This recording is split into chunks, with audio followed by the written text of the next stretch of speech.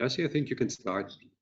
I can? Okay, I thought I was supposed to get a countdown. Anyway, okay, a warm welcome to all the participants, colleagues, and panelists for today. Good morning, good afternoon, wherever you are. And I would like to start by wishing you and all your families my personal best for your health, safety, and in these, especially in these difficult times. Welcome to all of you to this year's unfortunately virtual annual general meeting of the German members. The original plan, of course, was to have a physical meeting on this date, and we had also figured out some dates for it, which did not happen.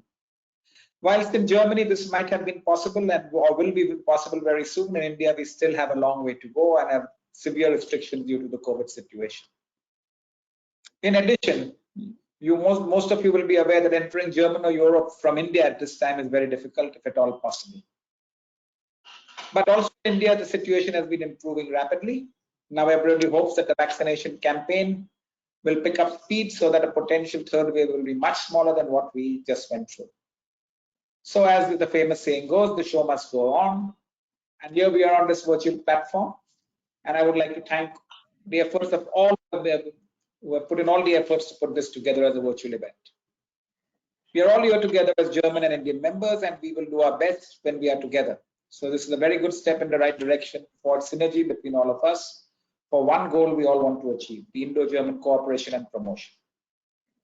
Amongst other things, we will share today the results of the German Indian Business Outlook 2021, for which the survey has been conducted jointly with our partner KPMG between end of February and end of April this year. We will see that despite the difficult situation in India, German companies in India are mostly optimistic about the future of business in India. We want to thank KPMG for their cooperation during the survey and compiling a very interesting business outlook, which will be presented very shortly. I wish you all success and fruitful insights and discussions into our virtual meeting. We want to thank the sponsors and our partners for their support, without which an event like this would not be possible. And with this, now I would request Mr. Halusa to do the honors. Thank you. Thank you very much. Thank you. Dear President Kese Hillu, dear panelists, dear participants, as Mr. Hillu already pointed out, we were all looking forward to being in Germany for this event. Traditionally, the committee of IGCC actually travels to Germany to participate in the Jahrestreffen. And this year would have been a special occasion actually, because 2021 marks the 65th anniversary of the foundation of IGCC.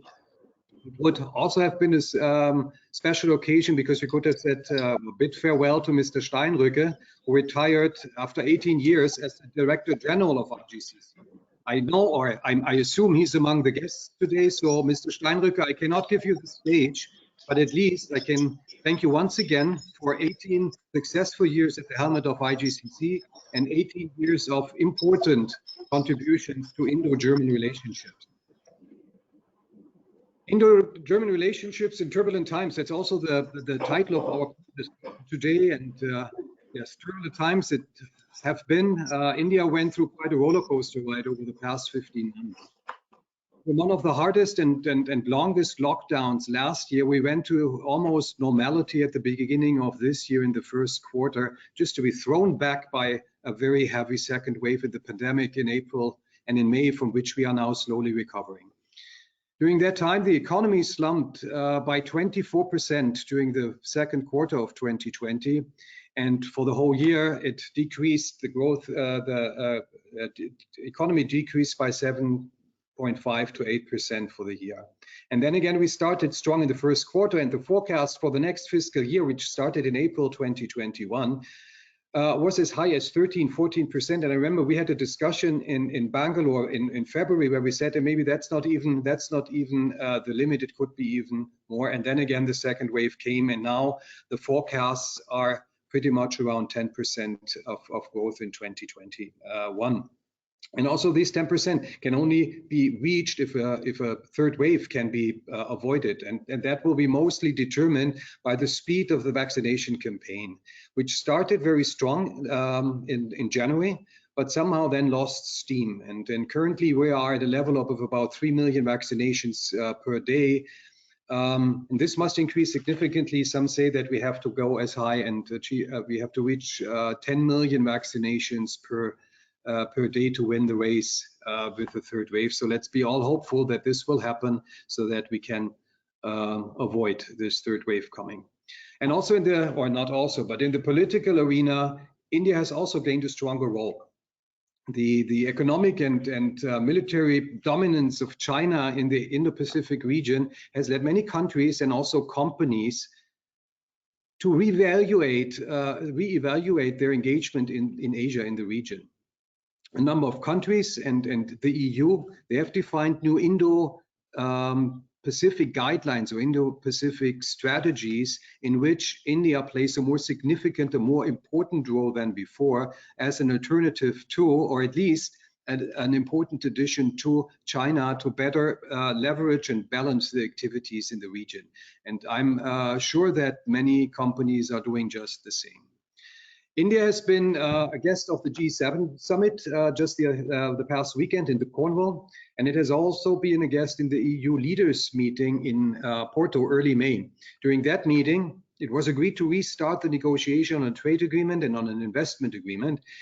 And in addition, the EU-India connectivity partnership was concluded. And also the G7 announced at the weekend that they will launch a multi-billion-dollar program, global infrastructure program, which is said to be the G7's response to India's Belt and Road Initiative.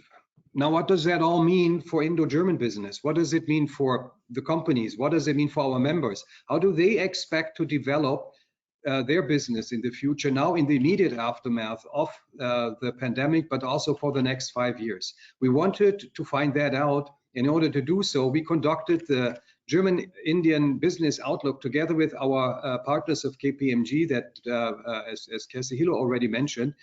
It was conducted in February and until April 19, and that was a time when the pandemic was already at full swing in large areas of India. So I think that influence has already been pretty much impacted the results of the survey.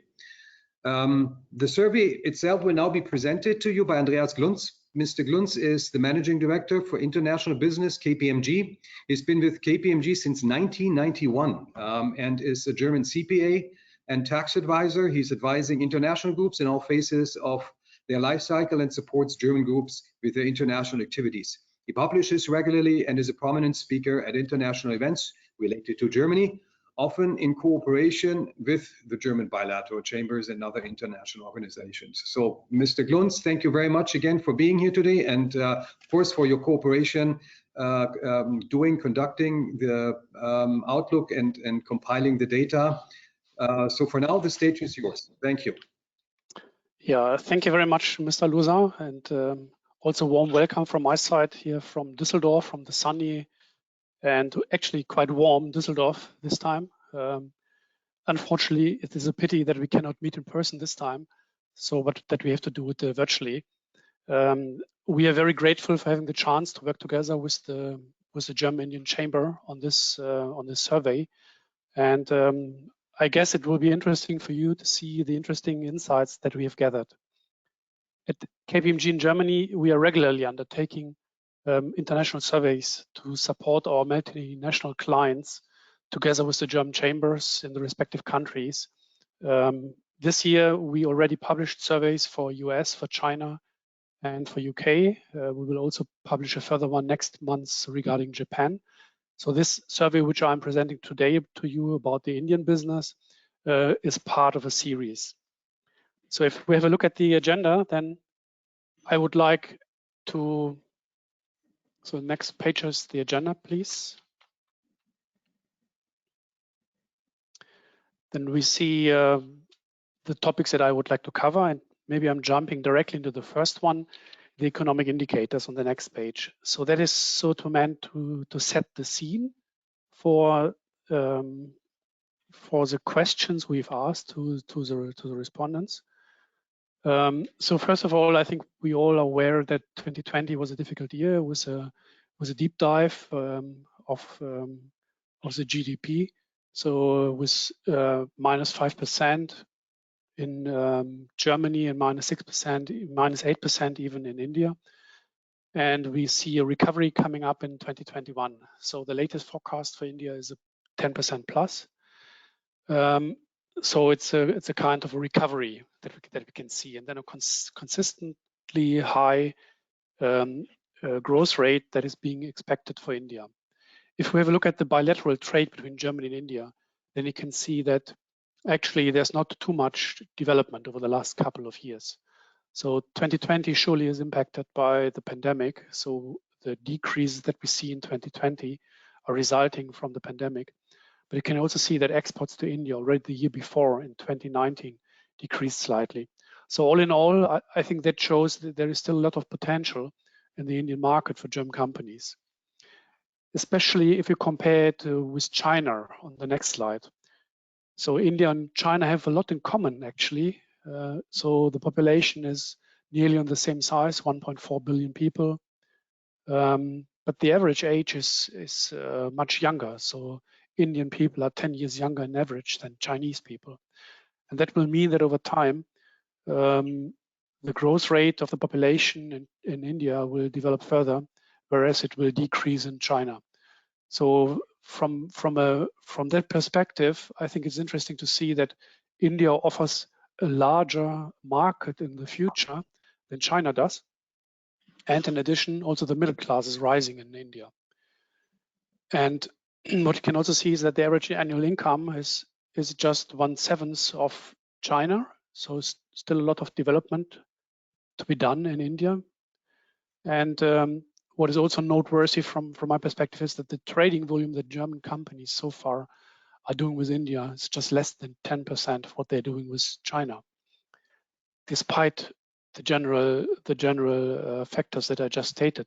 So it seems to be that there's a lot of potential. And also, if we look at the number of German companies that are invested with subsidiaries in the Indian market, it is just 1/3 of the number of German subsidiaries in the Chinese market. So I think from looking at that, I think we have a good impression of what we asked and why we asked our the companies about the Indian market. So on the next page, on the profile, I would like to briefly explain to you the setup of the survey. So we undertook this survey between end of February and end of April this year. So it's a very current survey that we show to you. So 120 companies participated all in all. And if we have a look at the setup of those entities, then we can see that a lot of them are actually in India for a longer period of time. So 71% are there for more than 10 years. So that's on the left-hand side, the green, the blue, and the red on the bottom. And if we have a look at the businesses they are undertaking in India, then we see that it is predominantly manufacturing at this point in time. So 52% are manufacturing for the Indian market, 26% are also manufacturing for third markets. So this seems to be the dominant business that is being undertaken at this point in time in India. The next page briefly states where the respondents are located in India. And I think it can be seen it is basically in the west and in the south. So it's basically mainly in Mumbai, Pune, it's in Bangalore and Chennai. So those are the main locations of German businesses so far. So also maybe something that can be developed over time also in other regions. So that brings me now to the insights from the survey. So first of all, we asked about the current business situation in 2021. And the results were maybe for some of you surprisingly positive. So in the current financial year, and despite of the pandemic, it is 66% of the companies who are expecting an increase of their turnover. And it is also 49% who are expecting higher profits compared to the previous year. So basically, it seems to be that companies already in 2021 mainly have overcome the consequences and the impacts of the pandemic. However, they're a little bit more hesitant and maybe a little bit more pessimistic as regards future investments. So employments and investments are not rising on the same scale as do turnover and profit. But if we have a look on the next slide, then you see that the expectations are much more positive if we have a medium-term view. So the optimism is rising there. So turnover will rise for 89% of the surveyed companies until 2025, profits for 71%. You can see here that also employments and investments will increase further, are expected to increase further until 2025. So obviously German companies that we surveyed are in India to stay in India, and they have positive expectations. And that is not just true for the companies themselves, but on the next slide you will see that also from a more general perspective, so from the German group's perspective, the Indian businesses are contributing more and more to the overall result and turnover of German groups. We are taking this kind of question also, as I said, also with US and China, and surely those two markets are much bigger contributors to the German groups on a consolidated scale than are Indian companies at this point in time. So you can see that in 2020 and 2021, so roughly 1/2 of the companies are generating 5% of the overall German sales from India. I think that is not insignificant, but it's also not a huge impact on the German groups. But if we have a look on 2025, then I think it looks a little bit different. So what we can see here is that all of a sudden, until then, so within just 5 years' time, the contribution is rising. So most of the companies, 56%, are telling us they predict that between 5 and 20% of the group sales and the group earnings are generated in India. So India will become more important from the perspective of the respondents for the German groups, especially in comparison with the US market and the Chinese market. I think that is interesting insights, isn't it? So then we asked on the next slide, what were the reasons that you're expecting rising sales and rising importance of the Indian market in the future? And I have to state I was a little bit surprised when seeing the results. I would have expected that still India is deemed to be mainly a low-cost production location or a shared service center base. Those have surely also been named as top 5 topics, but they are not leading. So the leading topic by far is the sales potential in the market. So growth in domestic consumption, high sales potential. So that is once again showing us that the huge population and the rising middle class in India does hold a lot of potential and opportunities for German companies who are investing there. So as you can see, it is 84% of the companies say that growth in domestic consumption is very significant or significant for them as an opportunity. So it does not mean that also for the time being, India, for a number of German companies, will be a low-cost production location or will serve as shared service center. But the other topics seem to become more relevant from a German group perspective. What I would like to note here is also the second topic, which is also highlighted here in green, availability of skilled labor. That may also be surprising, but it is not. It is specifically not in times of pandemic, where digitalization becomes the main topic. So in times of digitalization, obviously a lot of companies have understood that the talent pool that is available in the Indian market offers a lot of chances. And that not just in the form of shared service centers in Bangalore or the other regions, but in way of real corporations. And I think everyone is aware of the big Indian IT companies like Infosys, Wipro, or Tata Consulting. So obviously there are a lot of potential and chances for closer corporations and working together jointly in different markets in the world together with such kind of companies. But apart from the opportunities, obviously there are also a lot of challenges in the market. And the next slide explains how German companies that we asked see that. And from my perspective, there are two kinds of topics. So the challenges are twofold. There are regulatory topics and the operational topics. So the biggest five, which all have more than 30% of response rate, are all in those two buckets. So it's bureaucracy as the main topic was for 59%. It's corruption was 38%. It's complexity of tax system was 36%. It's legal uncertainty was 34%. But it's also operational topics like the currency risks for 43%, as well as the bad debt risks in the market for 30%. So if I compare that once again with the other service that we're undertaking in other regions of the world, then I have to state that this is actually a very negative picture. So such kind of high ratings for such kind of topics we don't see in other regions. Surely other regions are more industrialized than India is at this point in time, but it also clearly shows in which aspects the government needs to take actions. That is also why we asked on the next page, what from your perspective as a German company are the most important location factors for you to invest?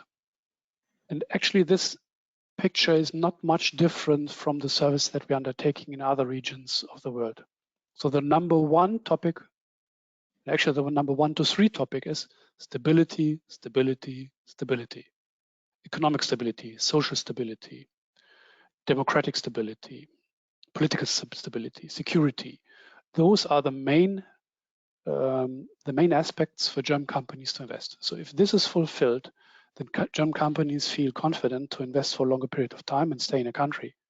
So those who are in India, and I think there are prominent examples of that, like Bosch, for example, where they've with a lot of companies since a long period of time, or Bayer or BASF or Siemens, they can manage the topics, but for a lot of medium-sized companies, it seems to be more difficult. So I think these are the topics that need to be taken up. Apart from, and that is also what I would like to highlight, the reliability of business partners, that is number 4, and number 6, developed infrastructure. So on the next page, we show how those factors, whether those factors are given in India at this point in time. So what is the progress and what has been achieved? And once again, that is actually quite a pessimistic view on one hand side, because it says that just very rarely those very important factors have already been achieved. So it is in dark blue on the left-hand side. You can see that it's between 0% and 9% of the topics have been achieved. So obviously there's a lot to do.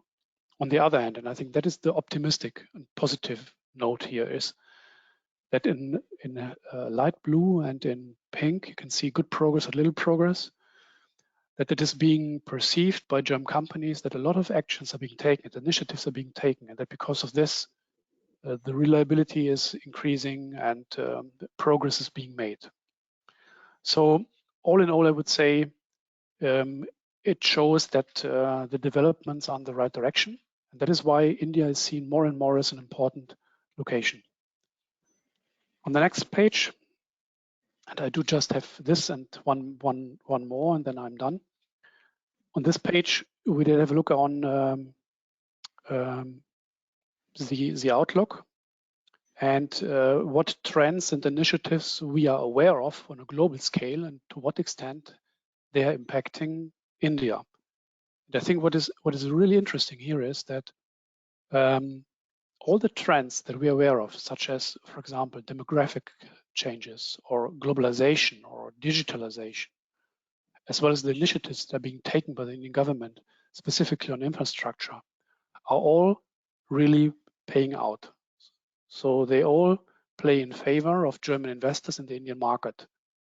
And that is also why probably in the beginning you could see that the expectations are very positive. That is because it seems to be on the right track at this point in time. So that brings me to one last slide, which is a brief look on economic developments, environmental topics. And environmental topics, on the next slide, I think they are on all of our minds. So during the pandemic that has been a little bit shifted, but it comes back. So environmental topics gain importance more and more, not just for German companies, but all over. I think what we can see here is, first of all, as regards ESG, German companies, obviously, and that is not unusual, they take care. They really take responsibility and invest and develop their people and their organizations. They train them, they develop them over time. So I think that is also interesting for India as a country to be attractive for German companies, since they are really taking care and caring. As regards environmental topics, you can see that some have already been in use today, such as energy saving and water saving, but others are lacking behind, such as CO2 reducing. Obviously, that is also due to the current situation in India, so which requires still a lot of build-up of production places. But obviously, this is a topic that needs to be taken up and needs more emphasis in the future. So that brings me to the end of my presentation. So on the next page, you can see my contact data, as well as a little bit more information about KPMG in general. So as I said again in the beginning, so it's a great pleasure, and we are really very grateful to have the chance to work together with the Chamber on this survey. And I guess it is a lot of insights for you and topics to discuss during the panel. So thank you very much for your interest, and looking forward to the discussion. Thank you. Thank you very much, Mr. Glunz, for presenting the results of the outlook, but also for giving us already certain interpretations of the results, also in comparison to the other outlooks that you have done for other countries. Very interesting, very insightful. And now, as you said, we want to discuss it. And therefore, at this stage, I would like to invite the panelists to join us so that we can also hear and learn about their views on the results, but also beyond on Indo-German, the current situation for Indo-German businesses. So let me introduce the panelists to you first. We start with Silvia Zimmer. Silvia is a psychologist and highly experienced consultant and coach for diversity and internationalization. She is a senior executive consultant and speaker for Gailus, as well as the managing director at Silvia Zimmer and Partners. Previously, she was head of executive management development for North and South America at Daimler AG Stuttgart. Welcome to the panel, Silvia. And then Thank you very much. Thanks for having me. Then we have Isabel Genninger. Isabel is head of Dual Pro and Pro Recognition, which are the vocational education and recognition departments of IGCC, of the Indo-German Chamber. She has been with us since 2017. Prior to IGCC, Isabel has been the assistant manager HR, so at SG Analytics, and she has worked in Pune since 2014. She holds a BA in Business Administration from the Berlin School of Economics and Law. Also, welcome to you, Isabel. Next panelist you've already seen is Kersi Hillo. Kersi has been the managing director for Fuchs India since 2000. He has been working in the field of lubricants for 40 years and was instrumental to setting up Indian operations for a number of international brands. Prior to joining Fuchs, he was the managing director of Petrosil Group, which handled assignments of multinationals such as Caltex and Petro-Canada. Kersi Hillo is the chairman of the European Business Group, Mumbai chapter, as well as the vice chairman of the National Council. And most importantly, he's the current president of the Indo-German Chamber of Commerce. Hello and welcome, Kersi. And we have with us today Prashant Dorswamy. Prashant is the country head, Continental Automotive Components India. And prior to this, he was the managing director and country manager India and Southeast Asia, Cooper Standard, and chairman of the board of Cooper Standard India. Prashant holds master's degrees in manufacturing, engineering, and technology, as well as business administration. So his expertise stretches from operations to general management and strategy. Good to have you on the panel today, Prashant. Also on the panel, we have Vijayan KT. Vijayan is head of academy at Skoda Auto Volkswagen India, where he set up a full-fledged German dual training system. He is responsible for employee qualification and development at Skoda Auto Volkswagen India, has launched and created a number of different learning and assessment platforms. In addition, he's end-to-end responsible for all HR processes around apprentices at Skoda Auto Volkswagen India. Welcome to you also, Vijaya. Thank you. And finally with us today is Punit Chhatwal. Punit joined the Indian Hotels Company Limited as the Managing Director and Chief Executive Officer in November 2017. Prior to this, Mr. Chhatwal was the Chief Executive Officer and member of the Executive Board of Steigenberger Hotels, Deutsche Hospitality. He is a graduate of both Delhi University and the Institute of Hotel Management in Delhi. He holds an MBA from ESSEC Paris, and again, most importantly, he's the current Vice President of Indo-German Chamber of Commerce. Good afternoon to you also, Punit. Good afternoon. Thank you. Okay, so now that everyone has hopefully appropriately been introduced, I would like to start the discussion. I would like to very briefly go back to Andreas Glunz to the results of the outlook. Given the strong impact that we have seen of the COVID pandemic in India, did the relatively positive result of the German-Indian business outlook surprise you? Is there anything where you say that was a surprising result given the circumstances? Yeah, honestly speaking, I'm not that much surprised. So COVID does have direct and indirect impacts. So the direct impacts are surely negative, so decreasing sales and profits. But on the other hand, there are a number of indirect impacts that I think everyone is aware about, such as digitalization and becoming more resilient and changing the supply chain. And I guess that a number of those topics, and that was my expectation, that a number of those topics are playing in favor of India. And that actually could also be seen in the survey itself. So therefore, honestly speaking, I'm not that much surprised about the positive outlook. And my expectation for India would also be positive going forward.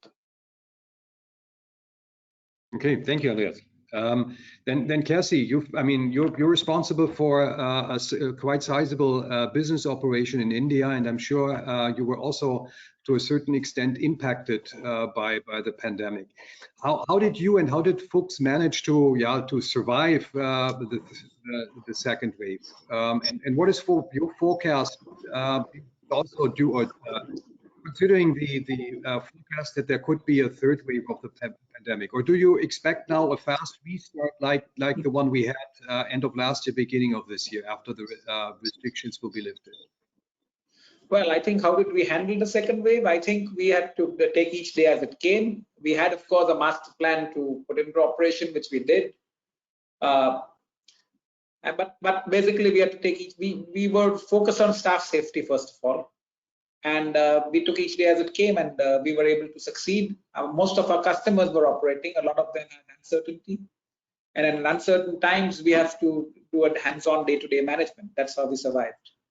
Third wave, I'm not sure what will happen there. I think if the vaccination speed, as you mentioned, picks up, the third wave or fourth wave or fifth wave will of course be there, but it will be minimized, I think, assuming we do the vaccination fast enough. Certainly a lot of challenges on that front, as you pointed out, Stefan, but I think it's looking optimistic at this point of time. Overall business environment, I and Fuchs are personally very upbeat and optimistic about the future in India. So thank you. Yeah. No, thank you. So basically, then I would conclude you share the optimism of Andreas Glunz that there will be recovery, fast recovery, and that especially in the mid to long term, the perspectives are quite positive, and Fuchs is therefore also committed to the market itself. Yes, maybe the recovery is not as fast as the Indian government is predicting, but it will certainly be fast enough for us, and certainly faster than Germany, I think, the GDP growth rates. So yes, I do share Andreas' optimism on that. Okay, thank you, Kersi. The next question I would like to ask Prashant. We've seen that, talking now about automotive industry, we've seen that the automotive industry in some parts of the world was recovering very, very fast, also than the German automotive industry. Of course, now we have that topic of a lack of semiconductors, which goes down production in many areas. But that setting aside, I think the automotive sector in India was hit quite hard by the lockdown.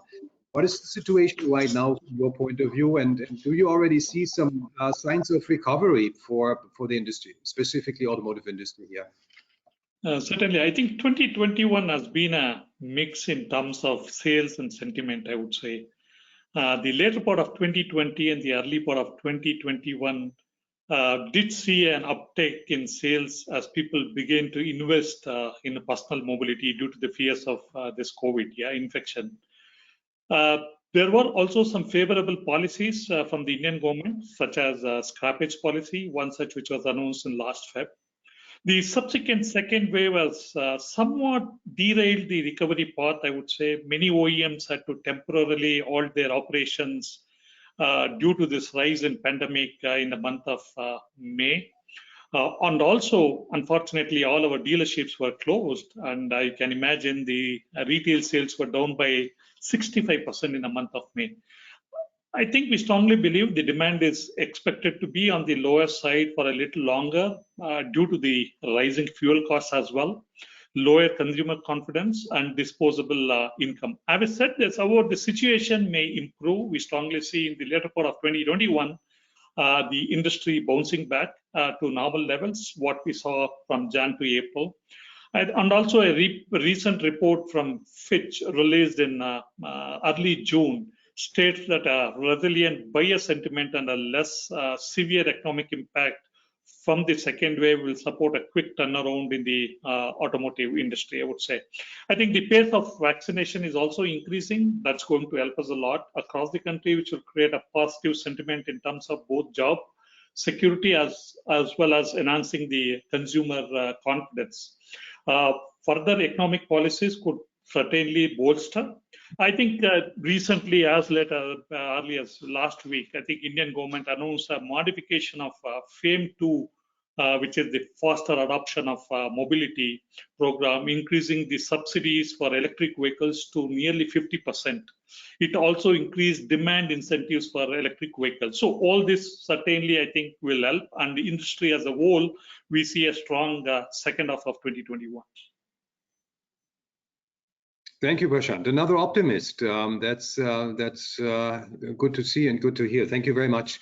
Let's look at another part of the survey, and I would like to ask that to Vijayan. We have seen that the majority of the German companies are positive, and we've heard that there's a lot of optimism, obviously, around. Many of the companies want to increase their workforce by 5%. I think even 20% would like to increase their workforce by more than 20%. On the other side, only 2% say that the target of having a qualified workforce is really achieved in India. So how important is it from your point of view to have your own dual education concept in place? Maybe you can tell us a little bit about the concept as Volkswagen Skoda, no, I should say Skoda Volkswagen, of course, is one of the front runners of dual education in India. What are the advantages of the system for your company? And in regards or considering the ongoing pandemic or the current situation that we see, did you make any adaptations to your training programs, training concepts recently, or also for the times to come?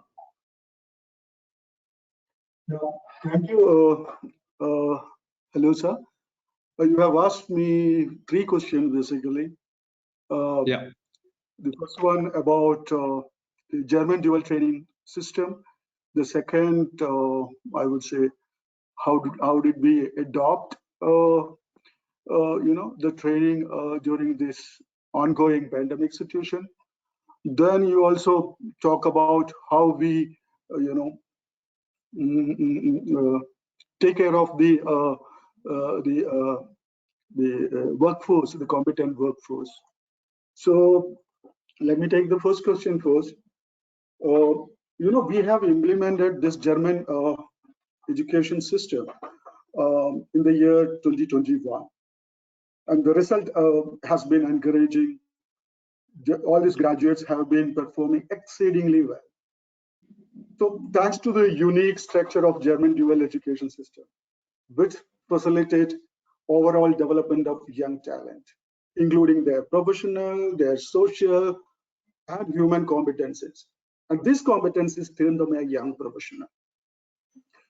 We all know that German education system gives a close to 80% weightage to the practical, and which allows the talents to perform or practice more in order to acquire high skills than a traditional education system. These graduates are well equipped with the critical skills, and they handle critical areas independently in effective and efficient manner. So industry-oriented curriculum that focus towards the future development. It also makes the graduates to see learning as a continuous process and prepare themselves for future. As on date, 20% of the dual education graduates have been upgraded into staff category, which speaks about the quality of the German dual vocational system. Now coming to the second questions, how we went for adopting this situation. We took this as an opportunity and we have transformed really well. So our organization has launched several digital initiatives with a concept of future factory. And we are gradually transforming into a 24/7 learning institute as far as academic concern. We have converted almost our classroom trainings to online e-learnings, online real training, virtual simulation training, and of course, blended training. Interestingly, we do a lot of assessment in person. That also being converted into virtual platform. So this initiative is going to enable our employees to learn from anywhere at any time. We also got a lot of tangibly benefit. For example, we could also help using a lot of logistics. We could eliminate a lot of logistics. For example, employees and experts, traveling from one location to another location because of this digitalization. So let me take the third question you are asking about the skill set. Of course, about the workforce. Implementation of the dual education system has enabled us to develop a young talent pool, and those who are fast, flexible, and future-oriented. The existing framework of dual education system allows us to align the training structure as per the current and the future trends. Herein, we are able to develop the talent ready to take up the challenge from the day one. Recently we have added 250 robots in our body shop, and there is a good requirement of robotic specialists. Hence, enriching this robotic training modules will cater these requirements. Addition of digitalization of work, data protection and data security, and additional qualification modules. This is basically revised a curriculum which we have received use for mechatronics. This also made the graduates ready to work in the future factories, wherein robot process automation, then cobots means nothing but synchronization of robots and human. All this digital flow are going to be common in future. So definitely fast, flexible, future-oriented human resource will provide an edge, which well catered by the German dual education system. That's from my side. Thank you, Vijay.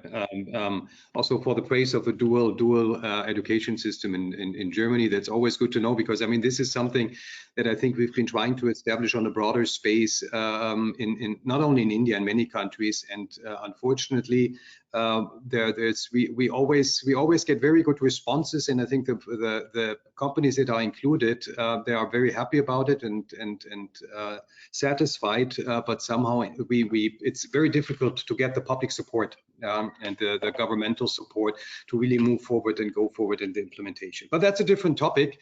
But at the topic, talking about the topic of education, I would like to ask Isabel a question, because I mean you are our education specialist in IGCC. One of the factors that Andreas Glunz pointed out that is a result of the outlook as well is also the potential of India lies within the well-educated young population. I think this is what we always see, we always hear, and what the outlook already confirmed. On the other hand, some of the German companies in India tend to complain about the lack of skilled workforce or labor in India.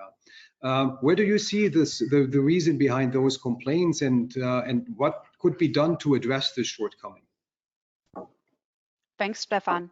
The lack of skilled worker is really a complex issue for which there are a couple of contributing factors. So I don't think that it can be nailed down to only one particular factor. One of them, Vijayan actually already indirectly highlighted. There is, of course, still a gap between the education system and the actual requirements of the industry. Most of the participants joining us today probably know this, so I don't want to talk about this too long, but some of the reasons are that curricula are outdated, that there is still a focus on knowledge over practice, so more theory knowledge rather than practical application, and of course that vocational training overall is mostly seen as undesirable, so that the best candidates usually go into an academic stream rather than a vocational, plus candidates who do choose a vocational qualification and might attend an ITI might never have seen an industry workplace until they actually finish their qualification. So yeah, as Vijayan said, dual vocational training can, of course, really address most of these issues. So we need a stronger industry involvement. At the same time, it is also not possible to just hand over the responsibility to the companies and say, okay, we need you to be more active, now do it. Instead, we really need to ensure that there are suitable framework conditions, particularly when it comes to the cost of training, because let's be honest, vocational training also is an investment, but accordingly also associated with expenses. So we need to see that we can reduce these expenses further. The way I see it, there are two main things that we can do this. One thing is that, of course, we promote cooperation and training so that it's not one individual company having to carry all the cost, but that it can be split by, for example, having multiple companies working together in a cluster, training in one trade, and then having a common training center where vocational training, as in the theory, could be trained, or also setting up programs in such a way that multiple companies together train a batch of trainees in the same trade, so that then phase one is taken over by company A, phase two by company B, etc., etc. At the same time, we can also see that we can reduce the net cost by making the trainee as early as possible productive and actually contributing to what the company does. But for that, there are two things that are really required. One thing is that the trainers that are responsible for this on-job training are not only technically qualified, but also have the didactical skills. And that is something that we see often really as a challenge, because there is a strong focus in companies to technically qualify trainers or employees overall, but the importance of pedagogy is not yet there to the same extent. At the same time, only if you have a really didactically qualified trainer, they are able then to put the trainee in the company and set up training processes that are planned well, that also help other departments include the trainee in a productive manner, and therefore having a win-win for both the trainee because they see what's actually happening on the field, and at the same time also a win for the company because the trainees are not just working on parallel projects or simulated processes, but they are actively already contributing to the success of a company. Another thing that I think is very important and which even starts before the apprentices even go to the company is the topic of training maturity. And that is something that now in recent years is actually only coming up. So with training maturity, what I mean is that the trainees that go into the company not only have an appropriate development level and a basic education or also certain psychological performance characteristics, but that they are really ready to be put on a process so that they're able to collect information, processes, evaluate it correctly, that they're able to assess their own work quality appropriately in that of others, that they're able to work in a team, to communicate, that they're diligent, reliable, that they also know how to organize their work on their own and can solve problems. Plus, of course, that they're also a little tolerant to frustrations, which of course come up in the workplace.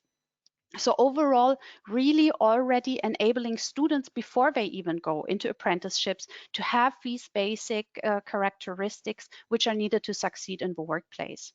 Now, I'm saying that's a fairly new topic, which has been tried to address by the National Education Policy, which was published by the Indian government last year. And their schools have now been given the responsibility of incorporating vocational training elements into the curriculum. But of course, even schools will need some support to get into this new field, to establish best practices, and to also implement a cohesive system before we can expect that even before the apprentices, companies are already supported by getting really apprenticeship ready trainees. So this gap will of course still be time to close. Another gap that we see is that there is a certain gap between skill and the official recognition of these skills.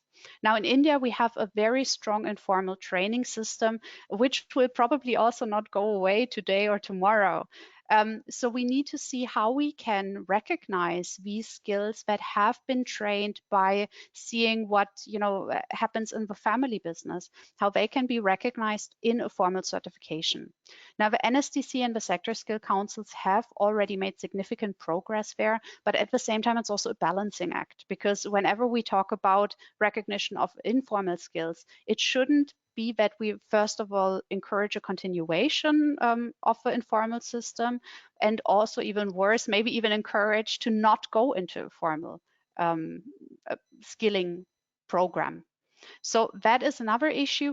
And finally, what I also see is that even if someone has gone through a formal sector, it's not always easy for employers to understand what this qualification actually entails. And that is because India's education system is just extremely heterogeneous. Of course, now since 2015, we at least have a very standardized framework with regard to qualification levels, but especially programs that started before 2015 and are based on older curriculums. It's sometimes extremely difficult arranging for these, just to see what is it that was actually trained, what does this qualification entail. And even similarly, that also is there for the academic sector when we look at distance learning degree programs. Because unlike in Germany, where a university that is officially recognized can do both presence and distance learning programs, in India, there are different authorities responsible for this. So that it often happens that at the chamber, we get in touch with Indian candidates who have done a distance learning degree from a very well-renowned university, and then have to learn that their distance learning degree is just not recognized, which of course then has an effect, not only if they want to be employed in India, but even if they want to in the future start an international career and, for example, work in Germany. So these are three things that I see that really contribute to this difficulty of skilled labor.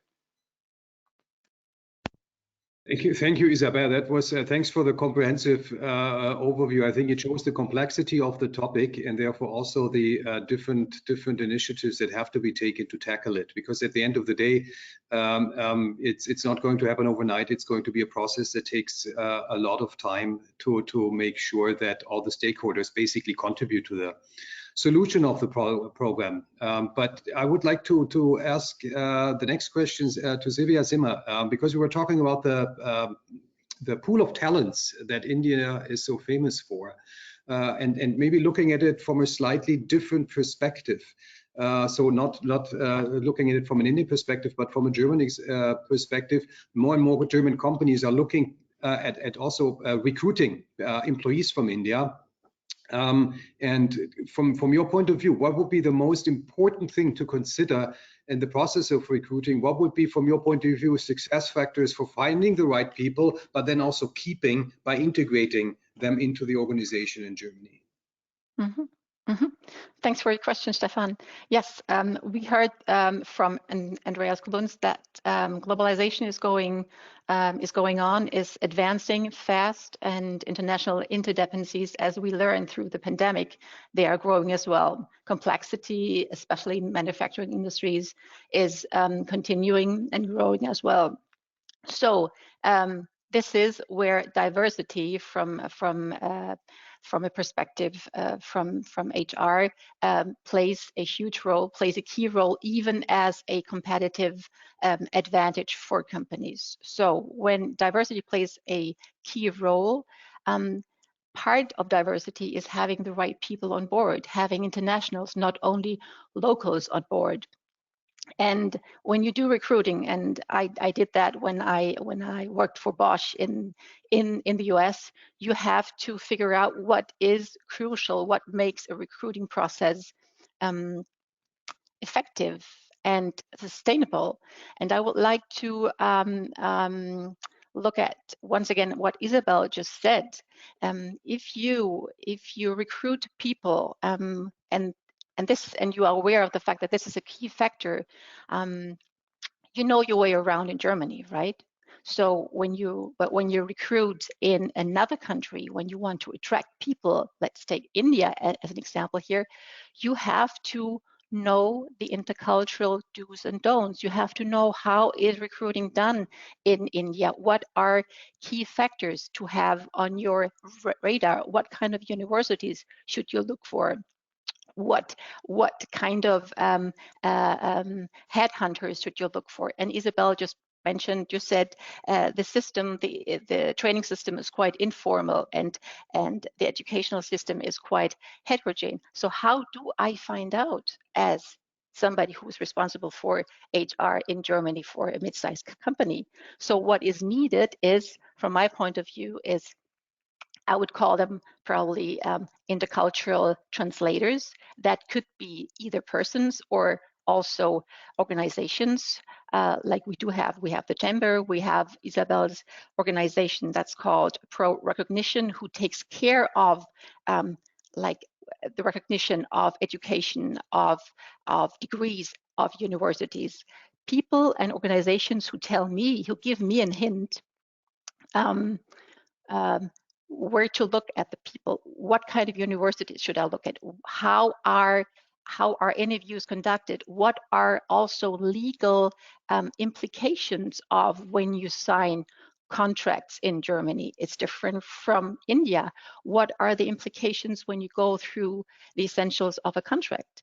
Having in mind that there is no such distinction between gross and net. So having all this informal, meaning cultural context infos decoded, this is what is essential when you look at the recruiting process.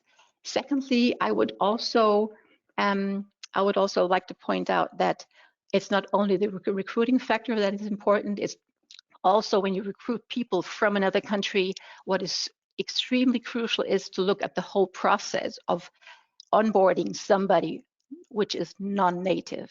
So what are the implications of the recruiting process regarding family situations? And we all know that psychologically, family is, no matter what kind of nation we're talking, very, very, very important for the well-being. Regarding administrative issues, visa, tax issues, onboarding processes, healthcare, working conditions that will be different. So basically, to resume that, two factors that I would like to point out: having intercultural translators, and as well as overlooking the implications for the whole onboarding process. Thank you, Sylvia. So thank you very much. I think that is again, it is very important, as you pointed out at the beginning of your of the answer, in light of globalization and in light of the fact that it is not so important anymore where you're from and where you work. I think these become more and more important factors in being successful And thanks a lot. And talking about success factors and success, I mean, we've seen, and Andreas pointed it out at the beginning, and explained that most of the German companies are looking optimistically into the market, into the business development in India. Yet, of course, I mean, there are some struggles. And one of the points that we often hear from our member companies specifically is that market price levels in India are quite low, and only very few of the customers in India are really willing to pay like a premium price for German quality. Nevertheless, there are many very successful German companies in India. One of them is Fuchs, and so I would like to ask Kerstin, in light of that, and in light of the fact that you said you are looking forward to a successful future with your company, what is the secret of the success in doing business in India? Stefan, actually, you know, the things have changed in India. We have successfully, at least with our customers, and I must add, most of our customers are B2B customers. We've been successful in changing the dialogue or the discussion on a cost, from a cost to a value proposition. So we don't talk about the cost of the product, we talk about the value of the product. And I think a lot of Indian companies also are now beginning to listen to that argumentation. So when we go to a customer, we talk to him that the product will give you X amount of value, although it's double the cost. And that includes quality and sustainability. And I think Indian companies are moving towards that. Indian, and of course, a lot of our customers are multinationals. So I think we've been quite successful in that argumentation. India is, I think, developing towards that level as well. So I do agree that still a lot of companies are talking only of cost, but the enlightened companies, the progressive companies who we generally deal with are talking of value, and I think we have been successful. And that's one of the reasons for our success in India, that we are selling products which are maybe 2 or 3 times the cost of the competition, but we deliver the value. So when you look at the value proposition, we are actually cheaper. And that's what we have to convince the customers, and that's what we've been doing. It's an educational process. I mean, it's a different type of education from what Isabel and Sylvia have been talking about, but still an educational process nonetheless. So yes, that's how we figure, and I think more and more as we go along, and we are not into the retail market yet. We plan to enter that segment. Of course, things will be different in that segment. So we'll have to learn on that one. But for the B2B business, I think we've been successful in selling high quality technology. Thank you, Cassie. Looking a little bit beyond the market in India, I mean, the Indian government is promoting India as a location also for export business, to export the products, to don't only cater to the local market, but also export other markets. I think the motto is "Make in India for the world." I would like to ask Prashant, how do you rate the potential of exporting automotive components from India to other markets, for example, to Europe, to Germany? Is there a big potential, or is India more local for local market? And then, of course, would you expect that to change once the FTA will be concluded? Sure. I think Indian manufacturing sector could become an engine of economic growth and also for the jobs, not just for manufacturing. Also, India has a vast skilled labor force. One of the panelists just spoke about, that allows for really high quality R&D for the world, especially for automotive. If you look at with the content of software increasing, and India being known for sort of a base of software talent, I think that's one big area certainly Germany can benefit it. I think post-COVID pandemic, several companies are reconfiguring their supply chain and also manufacturing footprint within continental, also globally. Multiple industries, not only automotive, such as medicines, medical products, telecom, energy, electronics, you name it. I think India has a potential manufacturing powerhouse, but is yet to realize, unfortunately, its promise. I think there are multiple factors which are which needs to be fixed. That includes infrastructure, poor logistics, resultant high cost of inventory, supply chain network that might not be a sort of a mature compared with some of the other countries. including even the cost of power as well, and so on. I think all this needs to improve in addition to the problems within the industry itself, such as productivity. Can India gain more from implementation of Industry 4.0 to be much more productive? I think it is very essential for India to build a strong export policy, would say, particularly if we expect to meet the target of GDP, what we have to be achieved in next 3-4 years on time. Yeah. I think India thus far has not been particularly a strong player in the global supply chain. That's one big opportunity, certainly, I think we see. If I have to specifically talk about again on the automotive, I think one big opportunity is export of completely built units of the cars. For example, Volkswagen, yeah, at least all along they were exporting about 30-40% of their total production were going out of India. Similarly, Ford, Renault, Nissan, Maruti to some extent, Hyundai nearly about 30-40% of the total production. I think that's one area I think automotive certainly can gain a lot, and that's a big potential. Now talking about, I think trade, yeah, I think any trade expansion is always good. You are able to cater to a larger market than your own domestic market, alongside the free flow of capital, more goods, and also services which trade in. I think if you look at current bilateral trade with European Union, it's about 75 billion euros, of which Germany is a big partner. Germany alone trades about 20 billion between India and Germany. I think challenge for both the governments would be to marry global supply chains with the new trend of what we see happening across countries, what I call as economic nationalism. I think India and European Union have to hold sort of long conversations to enhance this trade. I think there's a good start. Again, restart, I would say. This started way back in 2007. I think it's been 14 years, unfortunately, not had any conclusion on this trade. Certainly, I think as an industry, we are forwardly looking for this. I think EU is also planning to revive stall talks with India. And at this point of time, I think EU prefers India than our neighbor at this point of time, as we see. I think there are a couple of sticky points from both the sides, if I have to talk about. From the Europe's perspective, I think they are looking for substantial tariff reduction, especially on the automotive and also on the spirits. Automotive, there's a lot amount of investment which has gone, so government has to protect its industry also. That's one sticky point. Other one is sort of an improved market access, improved production for IPR rights, especially on the pharma side. Today, you know, India is one of the biggest producers of generic drugs. So what does it mean for this? And also some sort of an investment court system.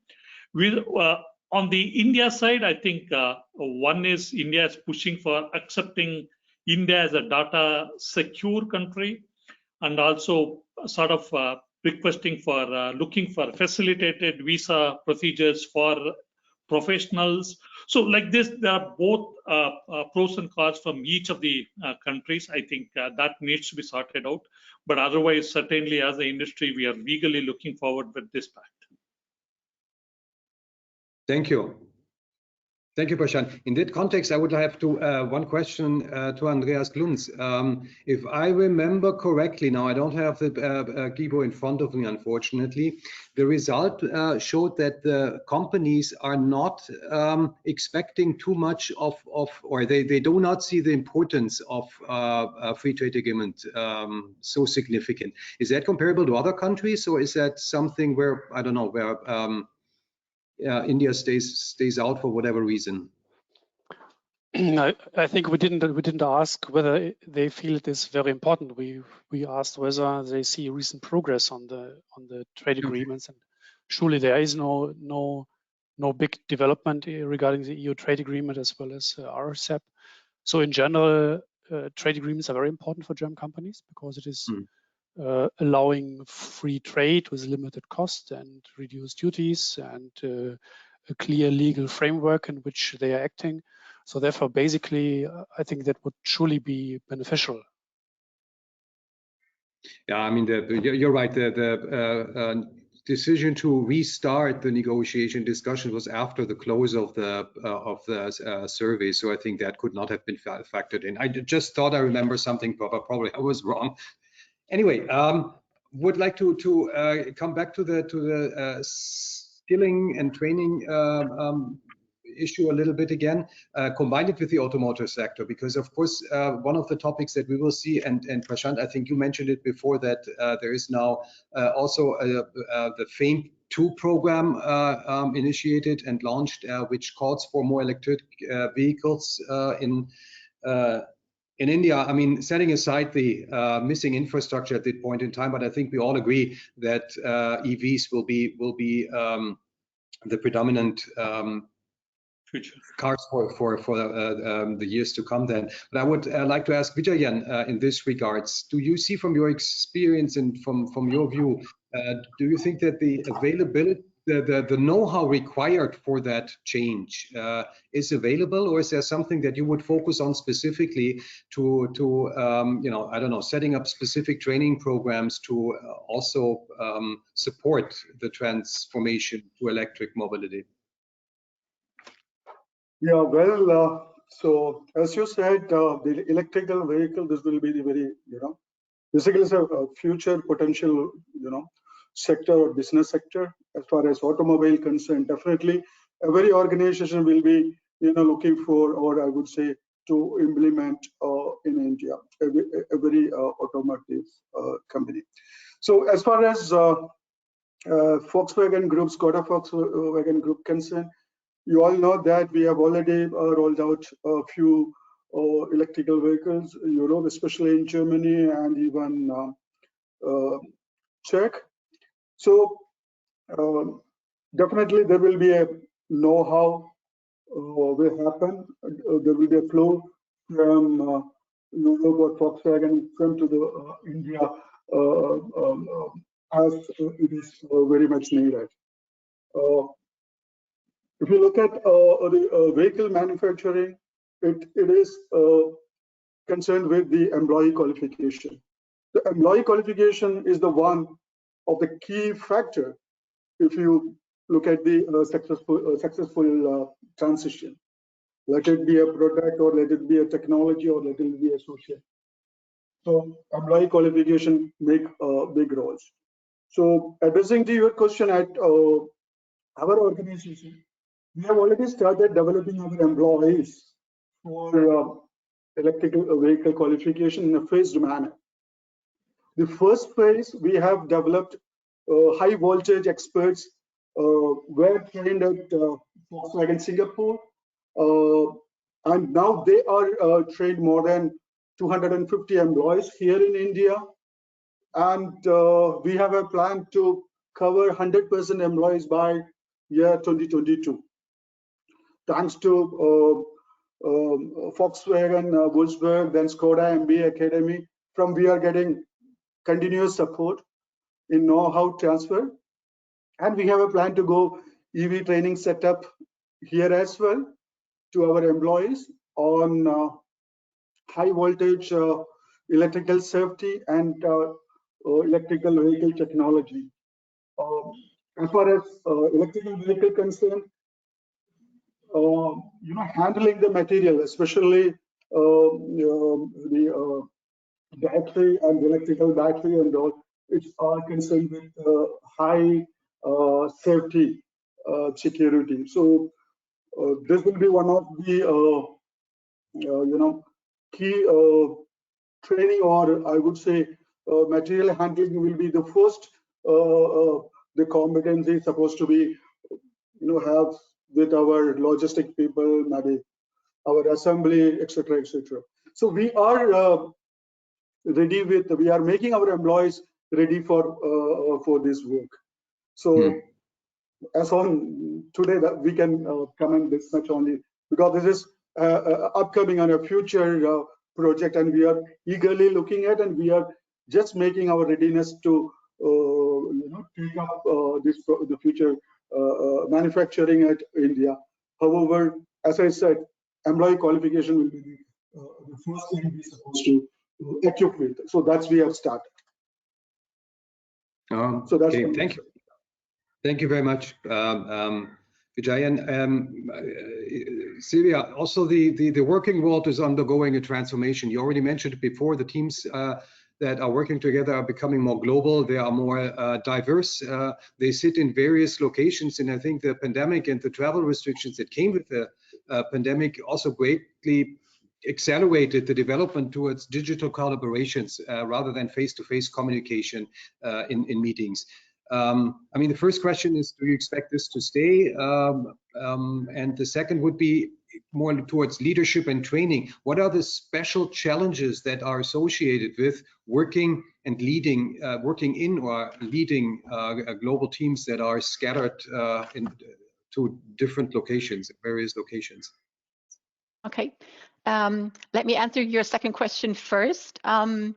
So I can see that the biggest challenge, and there is a hype going on in that, at least in Germany, that I can tell there's the issue of how to lead in a hybrid format. So I will, in the future, as a leader, I will be in the need to lead people who are at the office, at the same time leading the rest of the team who is displaced elsewhere, in working from home or working from elsewhere. So this is a very interesting and a very challenging format that we as leaders have not learned to guide people and to lead teams in this format. So this is, I think, the main challenge. Regarding your first question, do I expect this to continue? It will continue, probably not to the extent that we are seeing right now, but at least for what I can tell you from a training perspective, what's going to happen is that we'll have more and more blended formats, meaning people will probably meet in order to ensure the networking aspect. Then we have also the self-guided training, where we are going to give away like material that we are referring to in online trainings. This is actually what happens right now, what I'm doing nearly on a daily business. So yes, the market won't be the same as before, and we all know about that. The extent, we'll have to wait and see. I think at least in the field that I'm working in, which is very much the intercultural and the leadership training, seeing each other face to face and interacting on a real basis is crucial. It's crucial also if you have in mind as diversity is a competitive and a key factor. I think we will need to come back to do that in present as well. Definitely, yes. Thank you. I could not agree more, and I think there's one more person who could not agree more. That should be Puni Chatwal, because that would means that people will be traveling again. Because right now, I think the hospitality industry has been hit the hardest, more than any other industry, and currently still is, because we still have travel restrictions, at least between India and Europe. So can you explain in a couple of sentences, what did you do? How did you cope as a hotel chain and hospitality company? How did you adjust to this, and what are you expecting now and maybe for the next couple of months in terms of recovery? Thank you.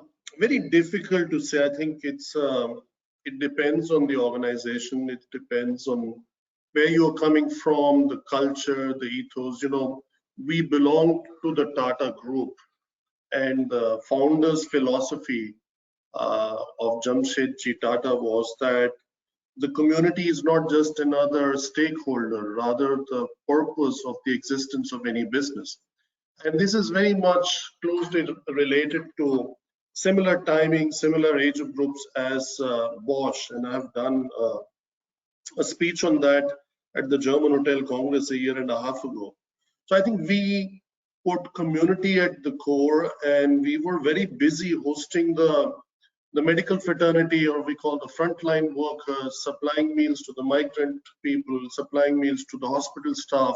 As we speak, we've collaborated with a global organization, including help from several banks and Deutsche Bank to supply meals to 37 hospitals. And we are really looking forward to the opening, and some of that started yesterday.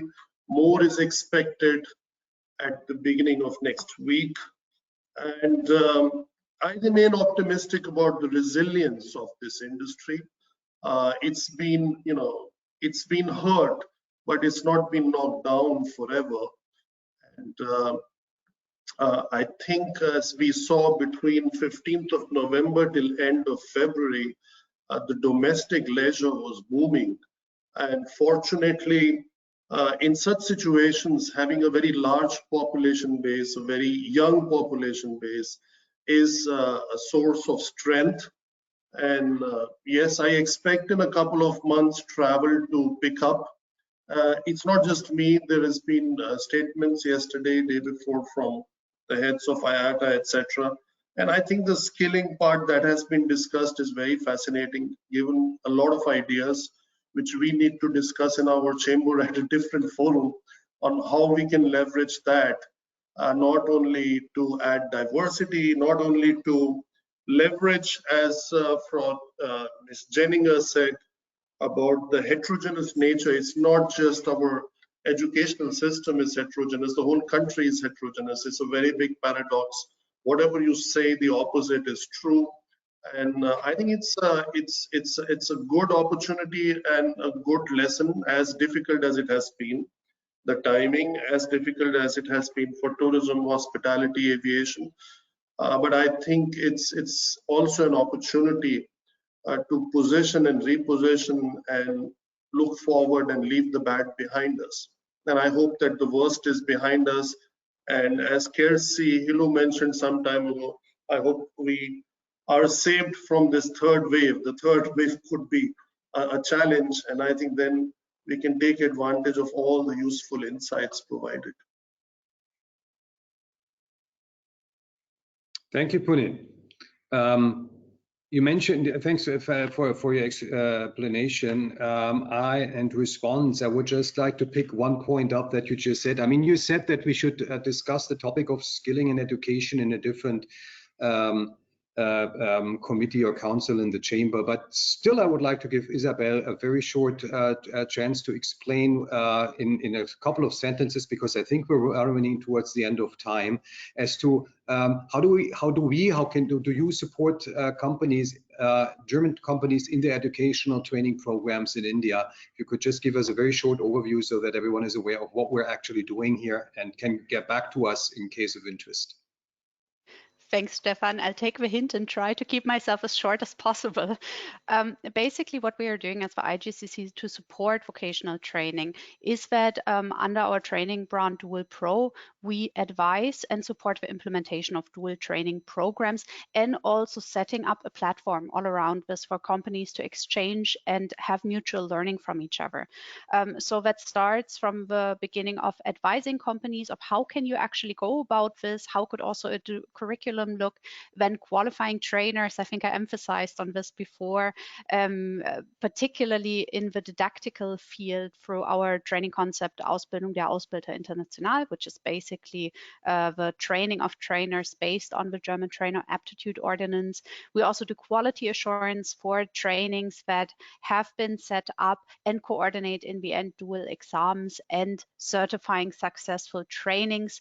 And what makes these so special is that on the one hand side, of course, it's demand driven, because we work with our members to develop curricula, to also ensure that quality criteria are adapted to the local needs of companies. But at the same time, we comply with global quality standards that are set by the AHK, so that you know exactly that irrespective whether the training was implemented in India or in Italy, training implemented in the same quality category complies to the same quality standards.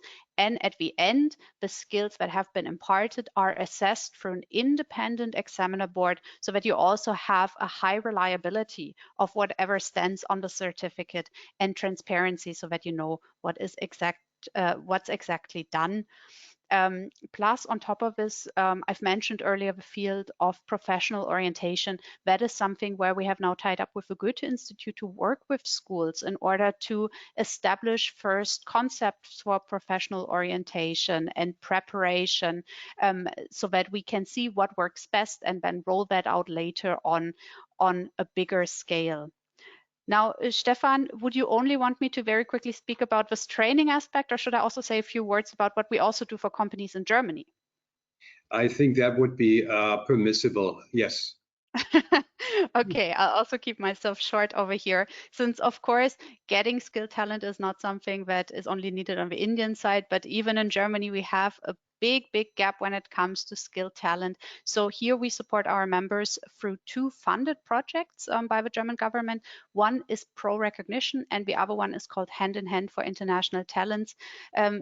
Sylvia, you already mentioned a few words for Pro Recognition. So just to add over here, basically what we do is that we advise Indian individuals who want to go to Germany on how they can get their qualifications recognized, also what might be their general job chances in Germany, what German language level they might need for this, and all other aspects that are so crucial for actually making it to the German job market.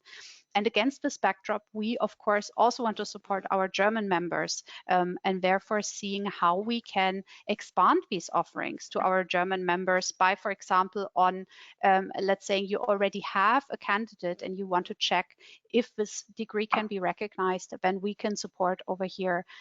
We also can provide advice on how to hire an Indian professional. And we heard from Sylvia earlier that there are a lot of challenges when it comes to the recruitment factors of non-EU citizens. So this is where we're working with our partner Mitra on a handbook on how you can actually hire talent from India, not focusing on the whole legal requirements, but really on the soft factors, considering the different recruitment cultures of both countries. Now, even more hands-on support is provided through the project Hand in Hand for International Talent, which is a cooperative of 3 AHKs, 5 IHKs in Germany, including in Düsseldorf, and the Federal Employment Agency, plus the IHK FOSA as the responsible recognition authority. And the objective there is that we really establish recruitment structures so that on the one hand side, the IHKs speak with companies, the companies can report their requirements that they have to the participating IHKs for vocational talent, particularly, for example, for electricians, for IT staff, also for hospitality professions. And then on the other side, the AHK, so including the IGCC, we are recruiting qualified talent on site. We coordinate language courses for them up to level B2, and we take care of the recognition of their qualifications. And finally, both sides come together through a matching, which is done by the Federal Employment Agency. So as you see, this whole topic of acquiring skilled talent is something that for us as the Chamber is really gaining more and more importance. And we hope that no matter what your support requirement might be, we can also help you out with that. Thank you very much, Isabel. And I still believe that my hint at the beginning was very subtle. But anyway, I think, Sylvia, there was one special challenge or the topic that you wanted to pick up very briefly. Yes, thank you for the opportunity. Yes, we have not talked about like the integration of the Indians or other nationalities within the corporate world, or even within the foreign culture that people have to dive into. I would like to announce that we have opened up a room after this panel discussion in MS Teams, we meaning GuyGallos.org, and together with the TK, which is the largest healthcare insurance, and we are happy to provide you with initiatives, with formats, with measures that we offer, with onboarding and support for those people coming to Germany and who are not familiar with the culture and the process behind. So this counts for after the panel discussion. We're there until 12:30 or so. And Great, we're thank you happy very if you join in.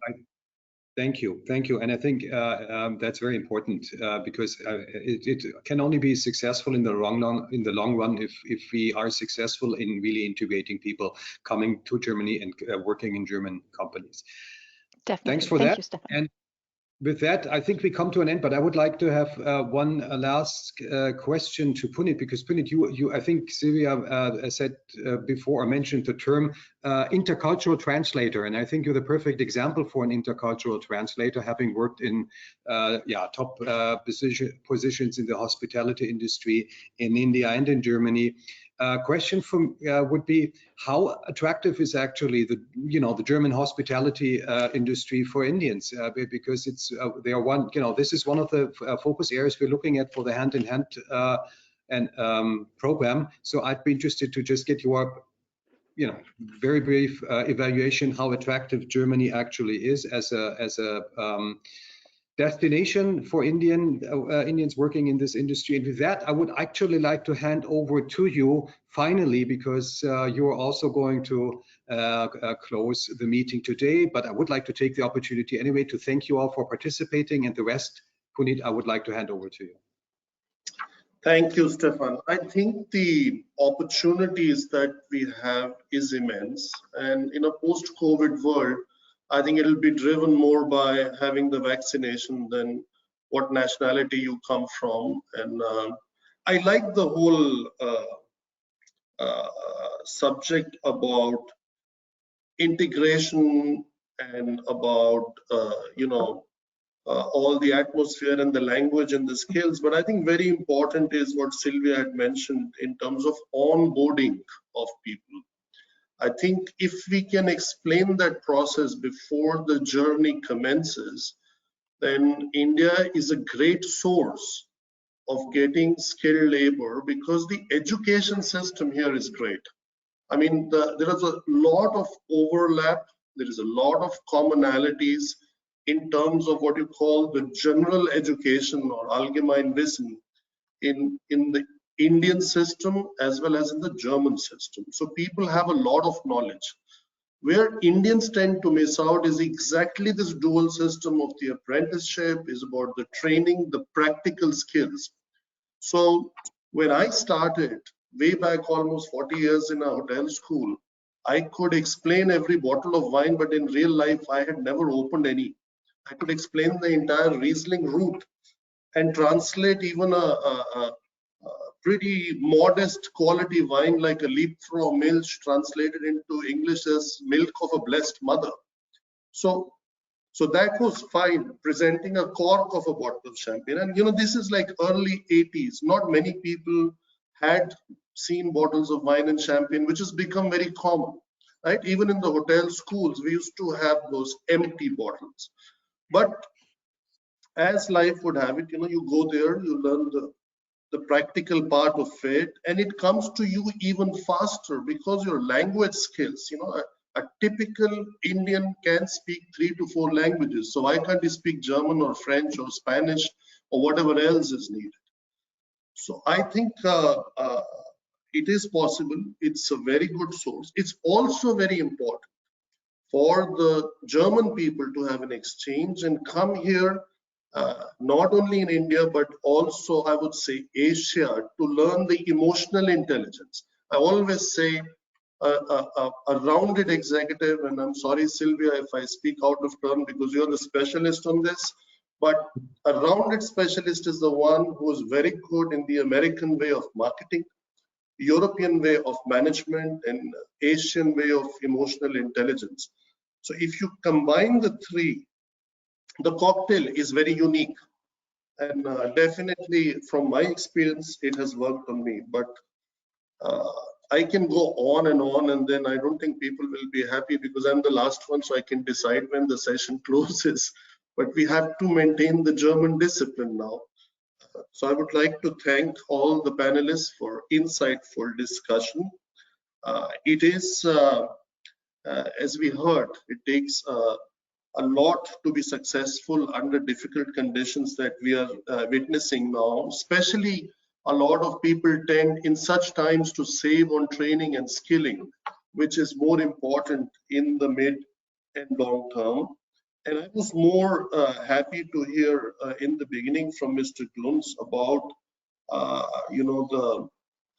the importance of the long-term success factor that India presents, whether it's in terms of young population, whether it's 1/3 of the trade volume of China, whether it's 10% of the total volume, whether it's in terms of younger population. I mean, the list can go on and on and on. And despite having bureaucratic challenges, despite having other challenges, India still is democratic and can be very fascinating with so many languages, with so many different regions, with so much of diversity, how things still can happen and can work practically well.